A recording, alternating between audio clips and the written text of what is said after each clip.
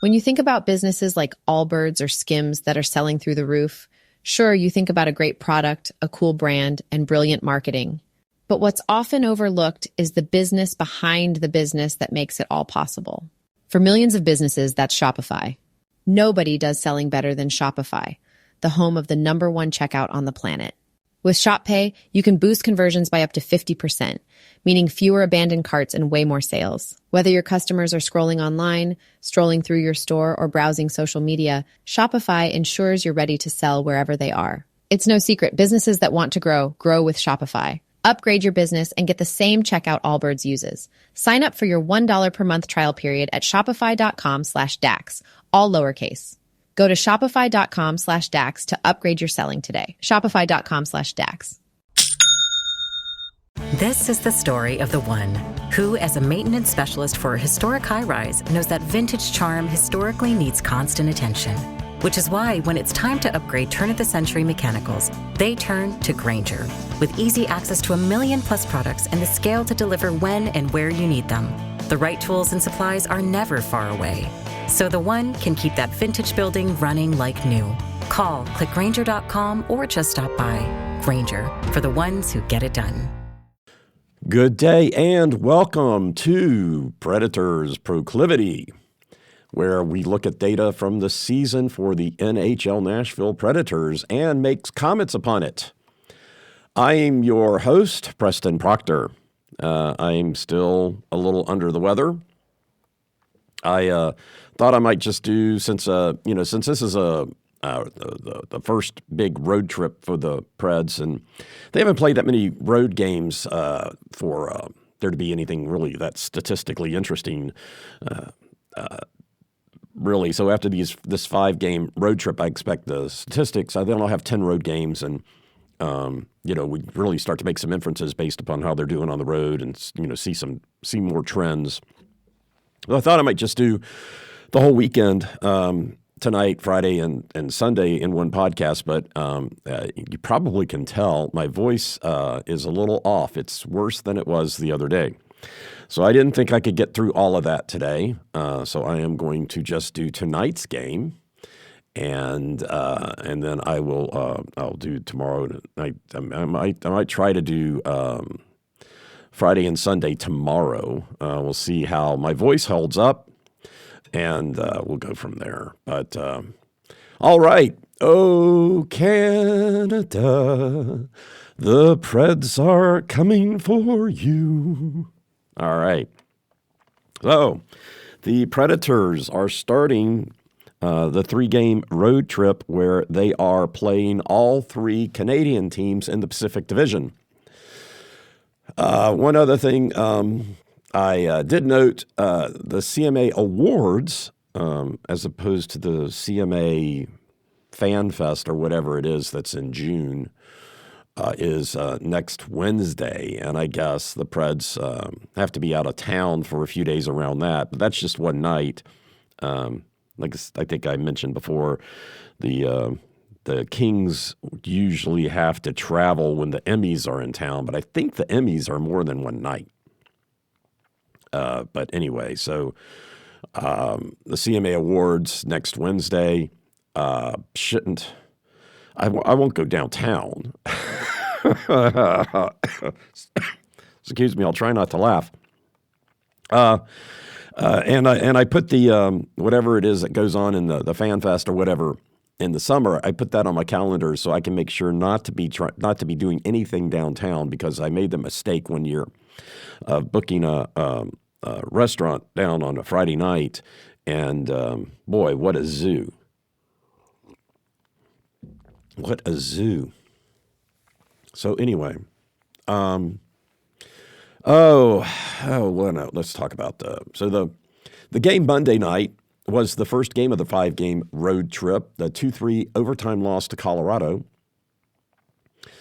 In the first period, Evangelista got the only goal at 1:45, so the Preds in that game did get the first goal. The second period was all Colorado. They scored 2 goals. The Preds scored quick in the third period, 59 seconds. Evangelista scored at 1:45. So both of the Preds' goals were really, really soon into the period, which is great. The third period goal tied the game, and then that was it for regulation. And then about halfway through the overtime, the 5-minute overtime, Colorado scored to win the game. So the Preds got the first goal, which this season has not really been any sort of a marker yet. Looking at the stats from last season, it really wasn't either. It's kind of interesting to see how that trend comes forward throughout the season. But right now, the first goal is still not indicative.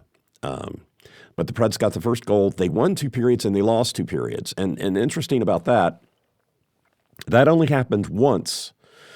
Winning and losing 2. That only happened once last year. That was at home, and it was a win against Pittsburgh. Kind of the repeat.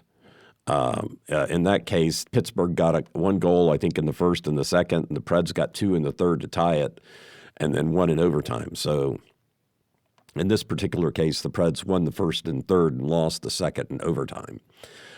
But yeah, winning 2 usually means a win. Losing 2 usually means a loss. And I guess if it's just 1 goal, it kind of throws those all out. But it doesn't happen very often. So that's the story, and that's the stats based upon what happened in the Monday night loss to Colorado. Fortunately, the Preds did pick up a point, so that was good. At least they got a point out of that. Okay, so tonight's game summary. Tonight's opponent. Tonight, the Predators are on the road in Edmonton to take on the Oilers. They are 8-7-1. 3-5-1 at home, so they look like they're a stronger road team. I guess that's proven by the 2 victories in Nashville. The Avalanche are 5th in the Pacific Division with 17 points. They are 2 points behind Vancouver and Calgary, who are our next 2 opponents. Calgary tomorrow night and Vancouver on Sunday. Their win-losses still look really streaky. Sorry. For the squeakiness, but they are streaky. They won their last 2 and lost the 2 before that. Winning 2, lose 1, win 2, and they started the season on a 3-game losing streak. So it's, I think things bode well for the Preds winning tonight. There was another indicator. Maybe there's too many indicators that say it looks like a Preds victory, but. The 1 win last year for the Preds over Edmonton was in Edmonton, was on another Canadian string. I went back to look to see, and it was also early in the season. So there's a lot of similarities. There's significant differences between this road trip and the other one. There were no back-to-backs for one. They played Winnipeg, which they're not doing this time. But and last year it's a different team. But you're just looking for trends, and there's a lot of trends that are looking the same between this season and last season. So that's kind of what I do is I try to look for these trends and try to see what looks like it's going to happen. So Edmonton is 4-2-2 against the Eastern Conference, 4-5 in the West, 2-3 against the Central. Both wins are against Nashville. Looks like right now Nashville is the only Central Division team they're going to beat. They're going to play. They're going to beat. Yes, I got it right the first time. Okay, Stuart Skinner, their goaltender, their primary goaltender, has played most of the games. He's 5-5-1. Pickard, I call him Picard, as in Star Trek: The Next Generation. Jean-Luc Picard. I like that better, but hey, it's his last name. He probably doesn't. He probably likes Pickard. But Pickard is 3-2. He started both games against Nashville, and so even though Edmonton hasn't played in a couple of games, their last game was Tuesday night, an overtime win in New York. At home versus New York Islanders, the Islanders. Pickard seems, he's gotten both wins, so I would just kind of expect to see Pickard in goal. He's 3-2. And 2 of those wins are against Nashville. Okay, Edmonton injury update. Left wing Evander Kane is still on injured reserve. Center Connor McDavid, who was not in the lineup in the last Nashville game, is back, and he's played in the last 3 games. So whatever rust he may have had, I think he's probably shaken off. So we'd expect him to be playing at the top of his game tonight. He will be playing without left wing Victor Arvidsson. Maybe. Victor Arvidsson was not listed yesterday as day-to-day, but today he showed up on I primarily look at the ESPN site. The NHL site is just kind of a mess, if you ask me. It's hard to find out anything that you want to know. And I just get so frustrated with the way they present things. I just don't like the way the website is laid out, and I just can't find anything and figure anything out. So maybe it shows up there first, but Victor Arvidsson being day-to-day was not on the ESPN site yesterday, but he was. I did check that. I'm getting better at this. I checked it before coming on air. Or coming on air? Am I on air? I don't know. Before I started talking. Anyhow, no recent transactions. The team stat leaders, who can we look out for? Center Leon Draisaitl. He's the guy to worry about. I know Connor McDavid is an amazing player. Connor McJesus, as some people call him. The awards people love him out the wazoo. But if you want to worry about where he's at on the ice, Draisaitl is the guy to worry about. He leads in goals, points, plus minus, shooting percentage. Now, the shooting percentage, that's that's one thing you really kind of have to wonder about. So Draisaitl plays almost 21 minutes a game. 21 minutes a game. So he's on the ice for at least a period. But he's got 12 goals, 20 points, has a plus minus of 7. 20 points, 12 goals, and a shooting percentage of 30%. Get 12 goals on 40 shots. 12 goals on 40 shots. That is just sick. That's scary. 12 goals on 40 shots. Yeah. I don't know why that math doesn't seem to make sense to me. Yeah, divide by 4, dude. Never mind. I'm sick. You gotta cut me a slight break here. Brace, please. So yeah, Draisaitl is the guy to worry about. I know Connor McDavid is an amazing player. He does lead the team in assists. So he is going to create opportunities, and you need to put a body on him. Speaking of putting a body on him, no, I don't need to go into that. I don't need to talk too much today. Okay, fine. I was watching the Kings-Colorado game last night, and I think it was the second period, and Kempe got an open net goal, basically. He was behind the net. The defenseman left him. There was a defenseman, from the goaltender's perspective, Kempe was behind the net. There was a defenseman on either side of the goaltender. Kopitar was on the right and had the puck. Trevor Moore had retrieved it from the corner and passed it to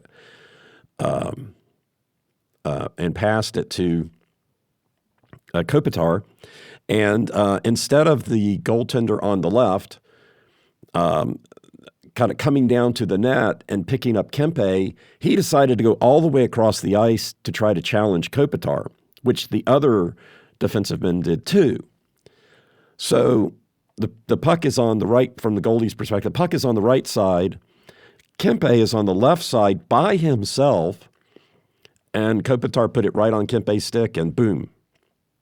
Now, that's the kind of stuff we see out of the Preds. And you just can't leave people alone in front of the net like that. The Colorado wound up winning last night. I was disappointed. Never been a Colorado fan, but, I am a LA fan. So even if I liked Colorado, I'd still preferred the Kings to win. But anyway, so yeah, it's just, what we don't need is something like that happening. You got to keep a body on Draisaitl. You got to control his stick. Keep a body on him, control his stick. The defensemen really need to be on their game when he's on the ice, and that's a third of the game. So any slip up, and he's going to take advantage of it. So you gotta, and in Edmonton, they're going to get the last change. So we really need to be, any of those icing opportunities, penalty opportunities. The Preds really are going to have to bear down when Draisaitl is in the ice, when the Preds ice the puck. All right.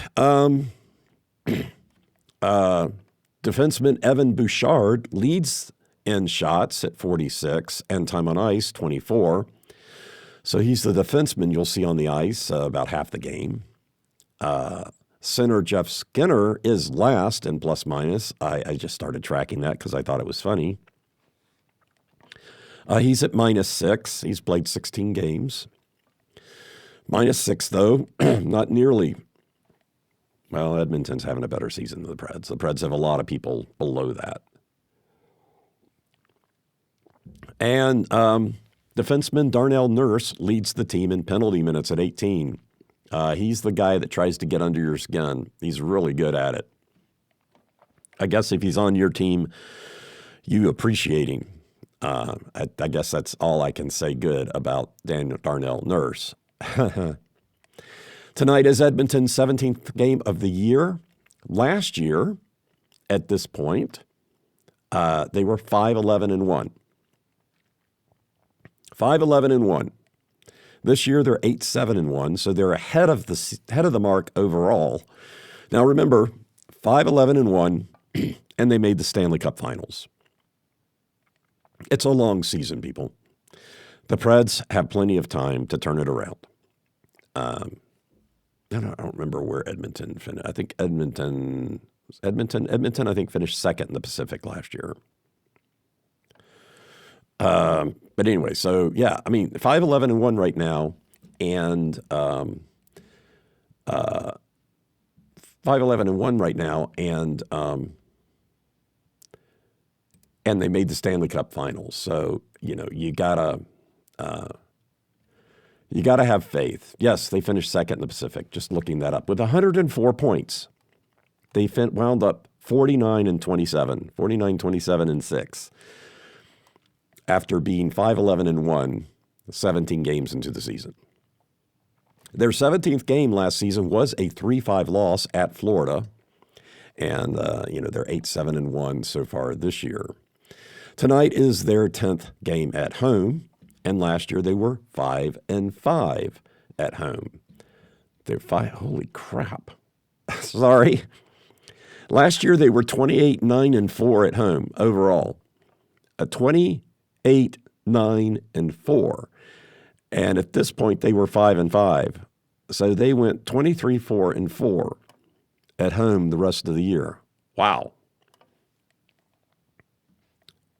Yeah, got to like it.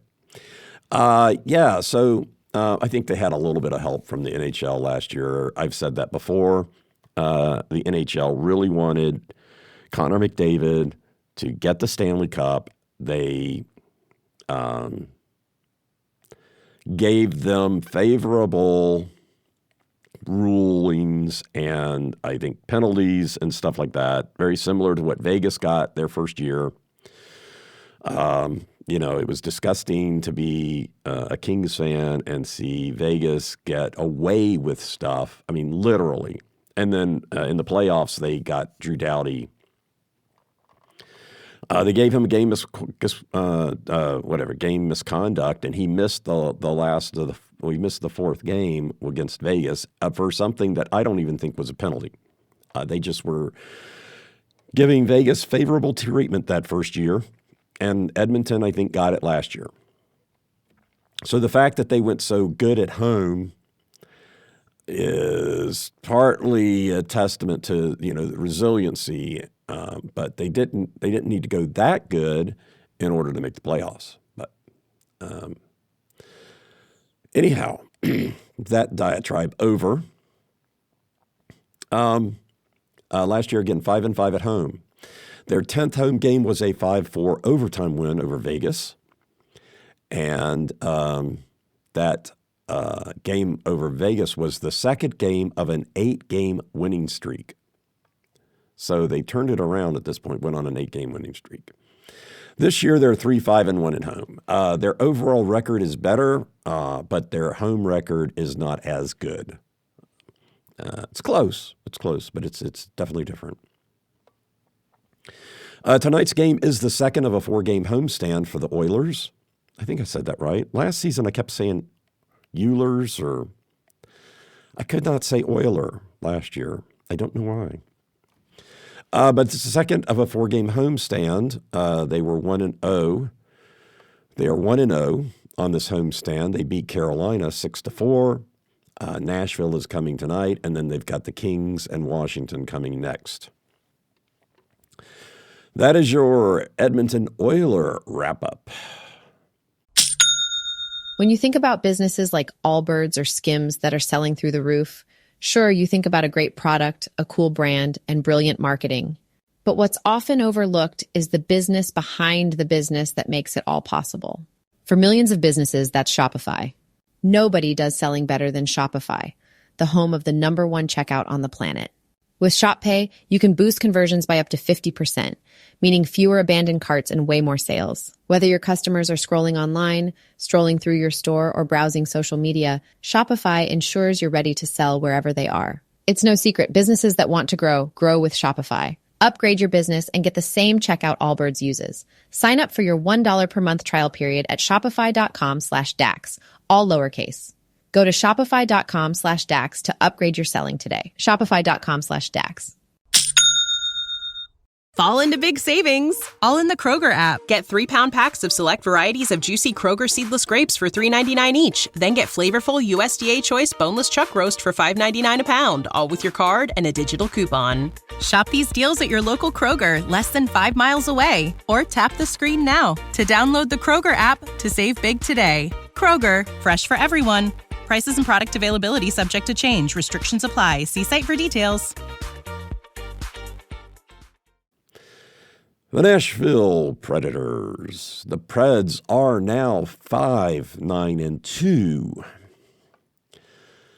1-3-2 on the road. 5-9-2. And so just the call out there, Edmonton was 5-11-1 after 17 games. And to date, the Preds are right about there. So, they have to start playing a lot better, but they don't have to play, as good as Edmonton did last year to make the playoffs. They just need to play as well as they did, and preferably earlier. So they are 1-3-2 on the road right now. They are 8th in the Central Division. I'll stop saying because there's not a 9th. They are only 1 point behind Chicago. I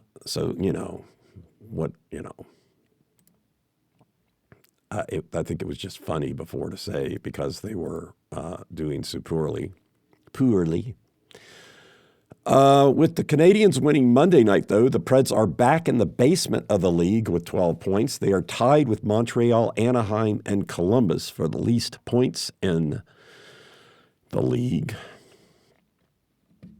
If I remember things rightly, Winnipeg is still on an amazing journey. Yeah, Winnipeg is 15-1. 15-1. The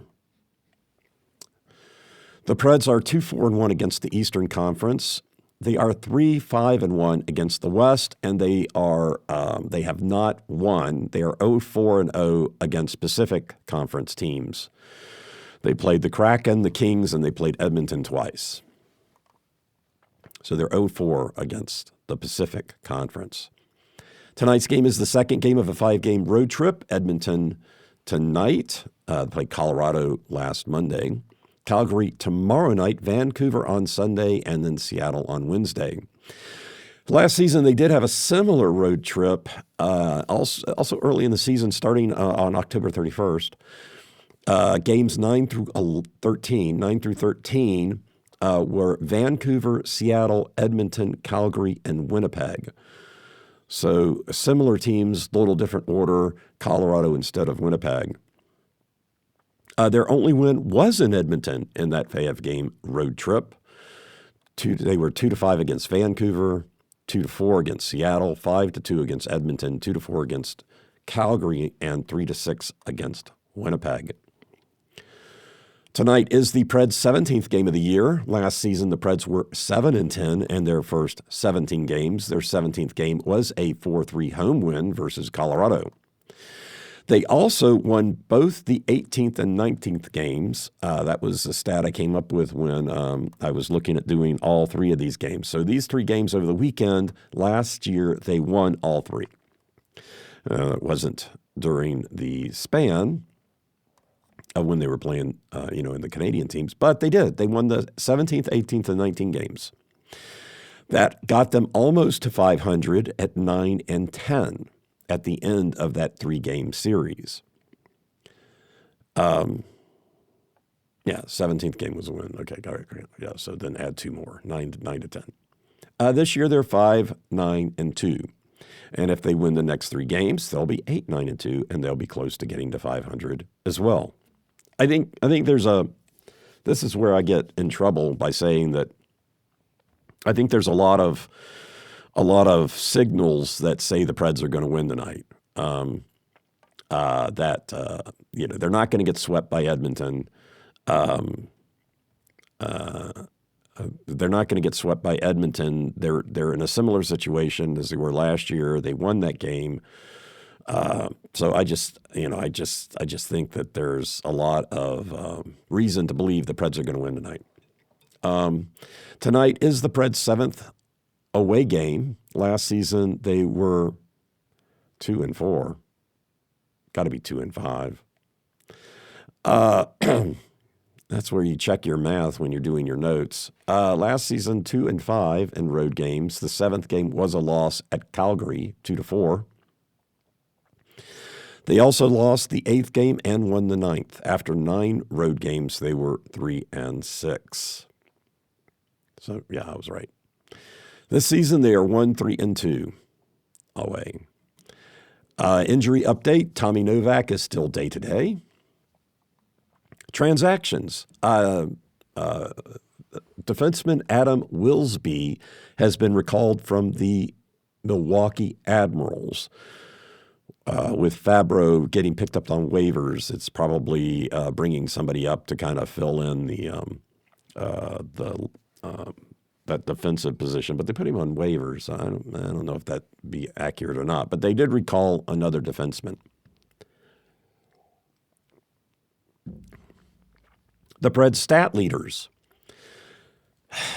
If it weren't for Forsberg and Josi, we'd have no team at all.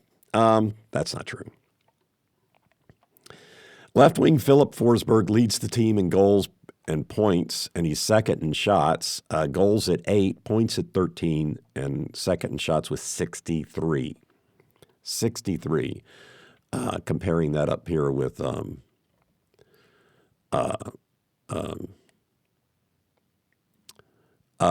Edmonton, 46 is their shot leader, 46. But Forsberg is second on the team. Second on the team with 63. Defenseman Roman Josi leads the team in assist shots and time on ice. 10 assists, 64 shots, and time on ice, 25 minutes, 28 seconds. Center Juuso Parssinen leads the team in shooting percentage, 33%, 2 goals on 6 shots. But he's only played 8 games. He's played a couple more games lately. Somebody that's played almost all the games and is second in shooting percentage is, having my problems.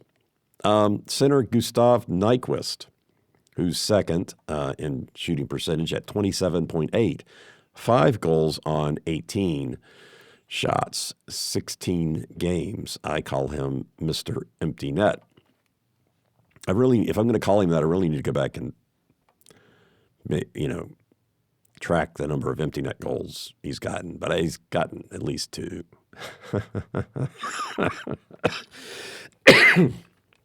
Excuse me. I have to remember not to laugh. And leading the team in plus minus at 1, we have 3 players now.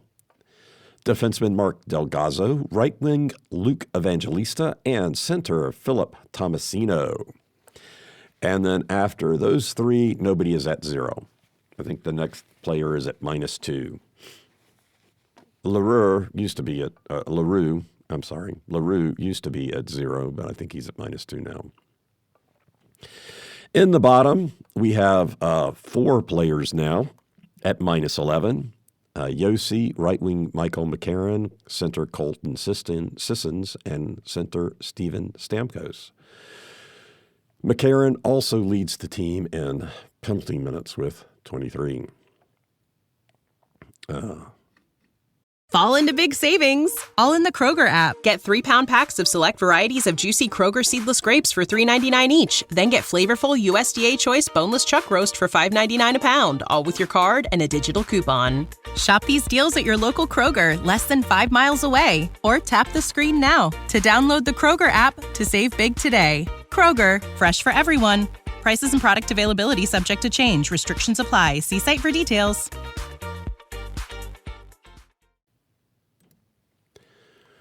The Preds stats on the road. Okie dokie. We don't have a lot of games. To deal with, so it's really tough to make this sound statistically interesting. They are 1-3-2 on the road, losing their last road game Monday, 2-3 overtime Colorado. Kind of talked about that up above. A forehand. Last year, the Preds were 1-3 in overtime games on the road, getting the first goal in 2. The win, they got the first goal in that one. They were 5-3 in overtime games at home, so 1-3 on the road and 5-3 at home. This year, they are 0-2 in overtime on the road and 1-0 at home. I didn't play a lot of overtime games on the road. Thank goodness, because they were not very good at it, apparently. So far, the 5-9-2 Predators are 5-11 in getting the first goal overall. They are 2-3-1 when getting it, 2-2 at home, 0-1-1 away, 3-6-1 when they don't, 2-4 at home, 1-2-1 away. So their one win came when they did not get the first goal, but that happened 4 times, so that's not a trend. Last year, after 19 games, this is back to when I thought I'd be covering all 3. Last year after 19 games, the 9-10 Preds were 9-10 in getting the first goal. Overall, 6-5 in getting it, and 2-5 when not. 2-3 away, 1-3 away. 2-3 when getting it away, 1-3 when not. If you remember, and I'm sure you don't, the Preds were, and I gotta keep this. I need to keep these stats up here. They were 3-1 at home when they did get it. So at the end of the season, they were 3-1 if they did get the first goal. But early on in the season, it was not that case. So again, it's kind of interesting to see how this develops over time and changes. And I expect that at some point it will change. And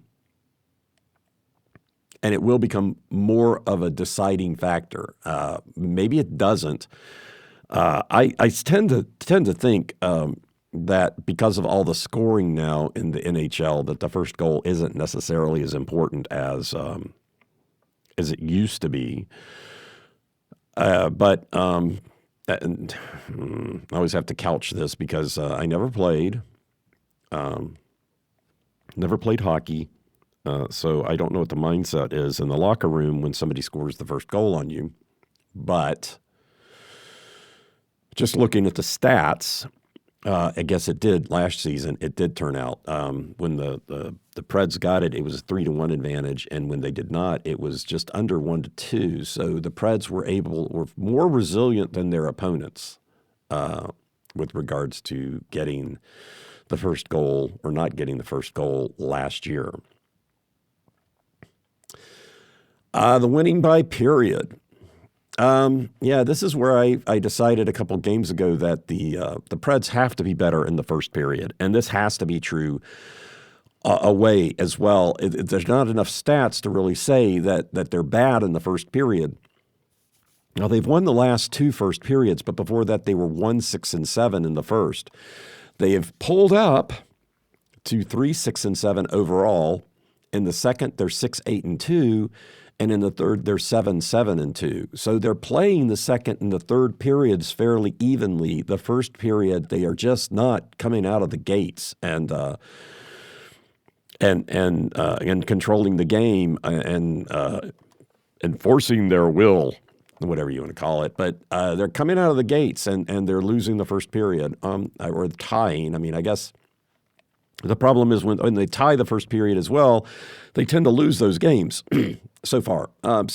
Now, granted, they won the first period against Colorado and lost the game, but I think that's more normal than to always lose the first period. Just what a hole. I think with the Preds, where the Preds are at, I mean, I would assume, if the Preds come out and they play really well, the mentality in the locker room, right? And when, if you play really well in the first period and you wound up tied or losing at the end of the first, what do they say? They're gripping their sticks too tight. Now, they do seem to play good enough in the second and third, but they're not overcoming whatever they did in the first period. And I guess that's where we get to scoring. And I'll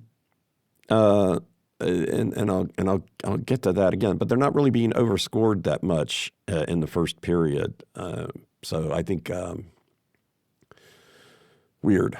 The winning goal, again, it's kind of moot. The Preds have only won 1, so the third period is 100%. The opponents, it's 0 in the first, 40 in the second, 20 in the third, 40 in overtime. Again, we haven't played enough.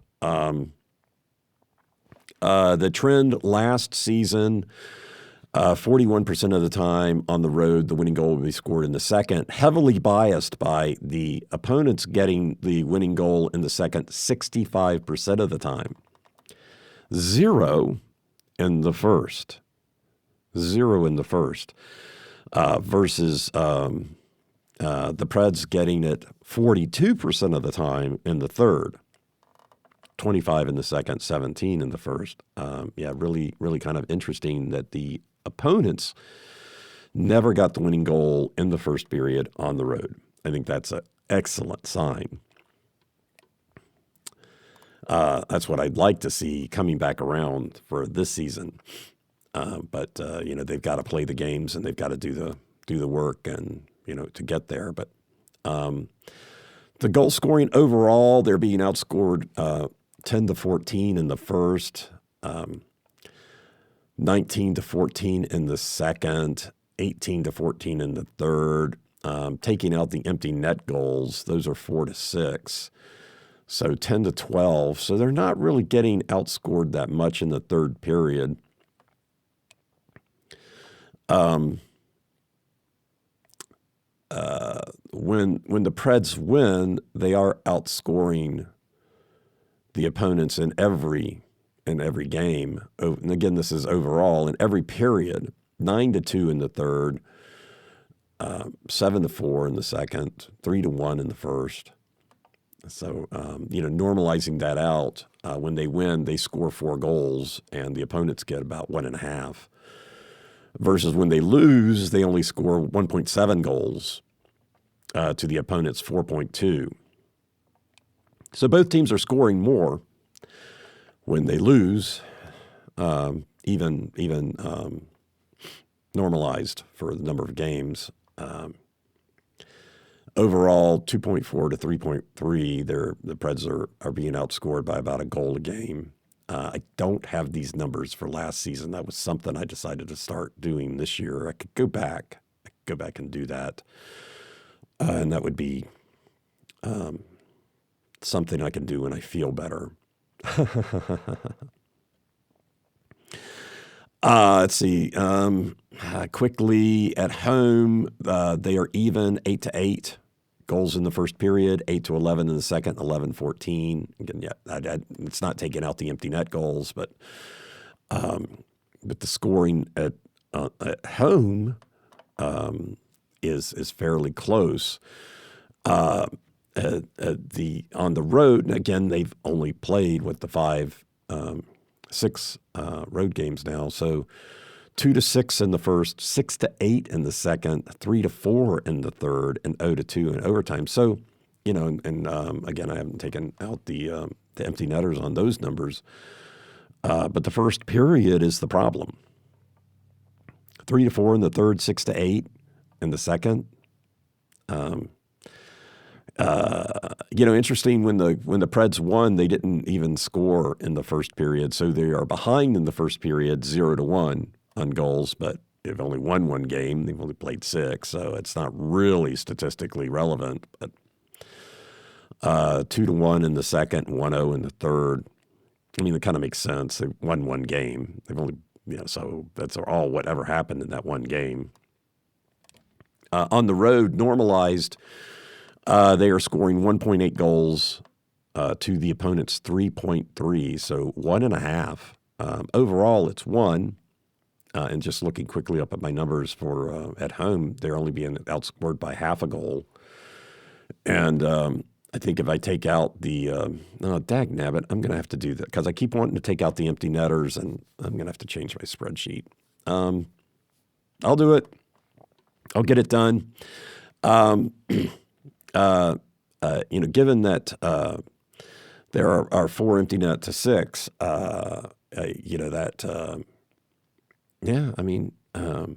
overall at home, the scoring is pretty close.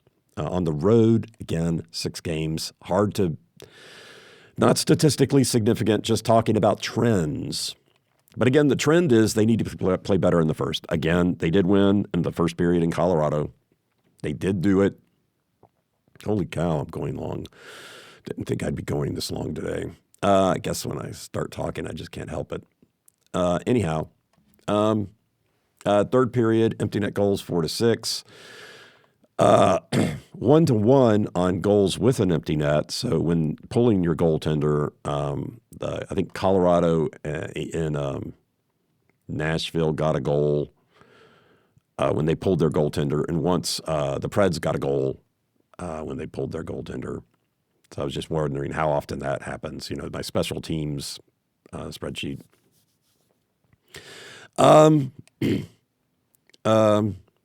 Away only 1 empty net goal, 2-3. Oh, okay. So that doesn't make any sense. I really need to tighten that up. So on the road, as far as power play, talking about special teams, as far as power play opportunities go, it's 26-20. The opposition is getting more opportunities. That's not the number of penalties. Again, there's a difference between an opportunity and a penalty. And so I'm just tracking opportunities. The Preds do have more goals, 3-2, and I guess I should explain that. If you don't say the Preds get a penalty And so they go shorthanded. And then during that during that time period, say a minute in, Colorado commits a penalty. And so now they're 4-on-4.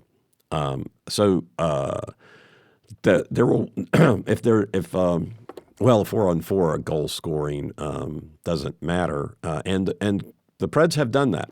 The Preds do have, I think, one 4-on-4 goal. I don't think the opposition does. But basically, there would be 3 power play it wouldn't be a power play opportunity. It'd be 4-on-4. But anyway, so there would be a 1 minute. I'm not helping.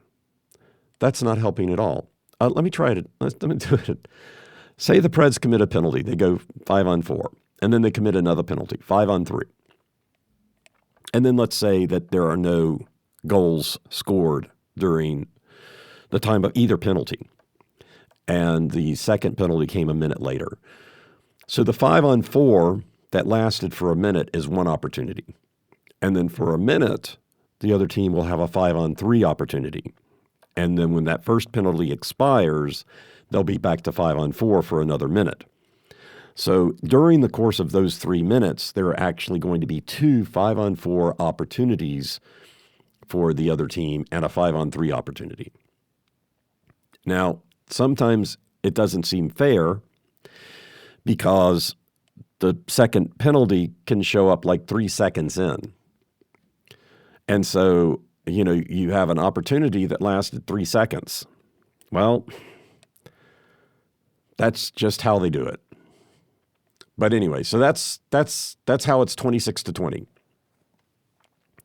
Just to explain. Okay. Last year, in November, the Preds were 7-6, and on the road they were 2-3. Fall into big savings, all in the Kroger app. Get 3-pound packs of select varieties of juicy Kroger seedless grapes for $3.99 each. Then get flavorful USDA choice boneless chuck roast for $5.99 a pound, all with your card and a digital coupon. Shop these deals at your local Kroger, less than 5 miles away. Or tap the screen now to download the Kroger app to save big today. Kroger, fresh for everyone. Prices and product availability subject to change. Restrictions apply. See site for details. Tonight's matchup. Tonight, thank goodness, is the last game against the Oilers. Thus, it is the only one in Edmonton, as the other 2 have been in Nashville. Last year, the Preds lost the one home game, 1-6, and then won the first game in Edmonton last year. November, lost to them in January. So again, it was on that road trip through Canada, or through the Pacific Division, I guess, really, because they did play Seattle. That they beat Edmonton while losing to everybody else. I'd like to see them beat Edmonton, but I don't want to see them losing to everybody else. But they won 5-2 in November and then lost the other time in Edmonton. 2 weeks ago, when we last played Edmonton and Nashville, was a 1-5 loss. Okay, so what happened in that game? Ex-Pred Victor Arvidsson, who is day-to-day now, may not see him tonight, got the first goal 37 seconds into the game. Forsberg evened it up about 4.5 minutes later on a power play. And then about halfway through, Corey Perry scored about halfway to end the scoring in the first, take the lead. And that wound up being the game-winning goal. Again, the Preds only scored 1. That was the second goal. So even though Edmonton scored 3 more times, that's the game-winning goal, scored in the first period. The second period had Draisaitl getting an unassisted goal about halfway through, and then he scored another one just under 2 minutes into the third period, with Zach Hyman adding the last goal of the game around 12:46. Nashville didn't get the first goal and lost all 3 periods. I think it's useless to try to talk about stats on losing all 3 periods, because if you lose all 3 periods, there's not really any chance. There you go. And if you're confused about losing periods, It's taking the individual period as in and of itself. So the first period was a 1-2 loss for the Predators. The second period was a 0-1 loss for the Predators, and the third period was a 0-2 loss for the Predators, resulting in a 1-5 game loss. Okay. We're going to have a different story tonight. We are going to have a different story tonight. Edmonton completes their 2-game homestand tonight. They are 1-0, and then they head east, going east to play all the 3 Atlantic Division Canadian teams. Off you go, heading east. The Preds have played 1 game in this 5-game road trip, and they're 0-1. They are 1-5 in their last 5 games. So then who do I think is going to be in goal? I decided, okay, fine. Maybe I missed something when, like last week, I thought Wedgwood should go against Washington and Saros against Florida, and it wound up being exactly the opposite. Like, okay, did I miss something? So I went back and I looked at last season. Okay, and it doesn't sound good for anybody. So Saros was 1-2 against Calgary and 0-1 against Edmonton. So Saros played all the games against Calgary. He was 1-2. Lankinen got 2 of the games against Edmonton, and he was 1-1. Last year for Dallas, Wedgwood was 1-0 against Edmonton and 0-1 against Calgary. So I'm expecting to see Wedgwood in goal tonight. With this back-to-back, he's going to play one of the games. So I'm expecting to see Wedgwood. I seem not to get it. You know, whatever it is that caused that decision last week. Apparently, I just didn't. I didn't know, and that's fine. That's fine. Then nobody expects me to know. I'm just a guy sitting here in my basement talking into a microphone. So, so I'm expecting Pickard, now that I know how to say his name, Pickard in goal for the Avs. He was in goal for the other 2 victories. And when Draisaitl is on the ice and looks like he's going to shoot, I would be very focused. There you go.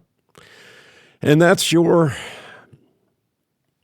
I don't know, that's your game summary. That's your matchup for tonight's game. The Nashville Predators are in Edmonton, second game of a road trip, playing the Edmonton Oilers tonight, heading to Calgary tomorrow, looking for a good game. Expect the Preds to win the first period, win the game. I expect Draisaitl to get the first goal, but the Preds win the first period. Just seems to make sense that way.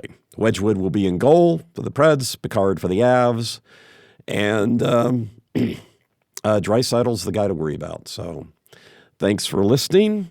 I am Preston Proctor, and you have been listening to Predators Proclivity.